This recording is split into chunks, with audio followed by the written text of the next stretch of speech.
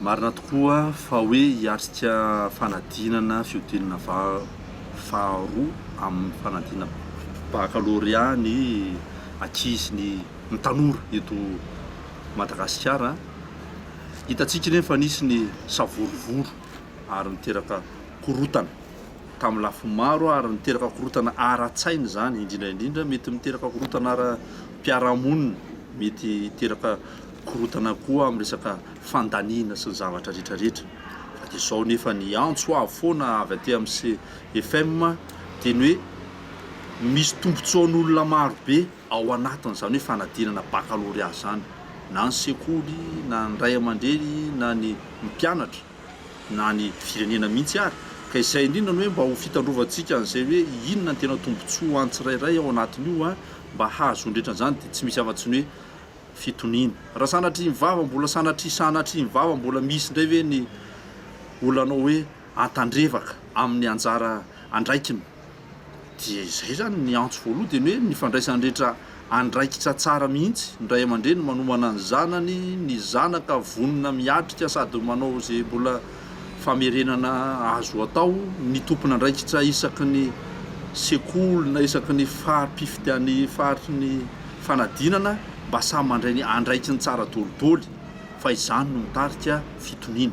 Fa raha sanatria vava moa zao mbola misy sanatria hoe mbola ary indray hono izy mivoaka ary indray na sanatria mbola misy manao vao mainka korotambelona. Dia izay no atao hoe mba matotra mandray ny andraikiny ao anaty fitoniana. Dia mirary soa andreo zandry zanaka hiatrika an'izany fanadinana zany mba haleo alasana. Fa dia tamin'ity moa zany ny valala mba indromandry teo ambavahady, fa io koa tsy azo raha tsy andrindrilika. Dia izay ny soatoavintsika malagasy miezaka mafy mba tsy handiso fanantenana ny ray aman-dreny sy ny sekoly indrindra fa ny tenanao. Marina tokoa ny andro moa tia mafana, misy zavatra mafapana maromaro koa tokony hatrehana ny fifidianana. Dia indraindray dia hoe miaraka mitotony ireny zavatra rehetrarehetra ireny, fa ny zavatra anaovana antsoavo hoe ifampiresahana amin'ny rehetra dia hoe mba hisian'le filaminana foana ao anivon'ny fiarahamonina, fa misy ny manararoatra.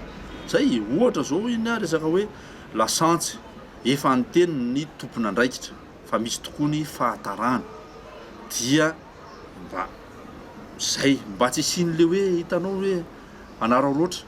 Ny malagasy tsy manararoam-paty zany, fa malagasy ao anatin'ny olana ohatr' zany dia mifanampy, mifanohana, mifanoro. Tsy misy ary tsy mifanaroatra hoe zay mbola mba manana indray dia afenina aloha ahafahana varotra azy lafo be. Zany zavatra zany efa fomba fanao teto efela be zany, fa zany mariky ny fahambanitsaina mihitsy zany zavatra zany, ary mitondra antsika fahantrana ra-tsaina ohatr'izany tena mitarika antsika makany amin'ny fahantrana lavitra ezaka. Dia izany no nefa eritreretin'ny sasany hoe amelomana ny vadiny sy ny zanany.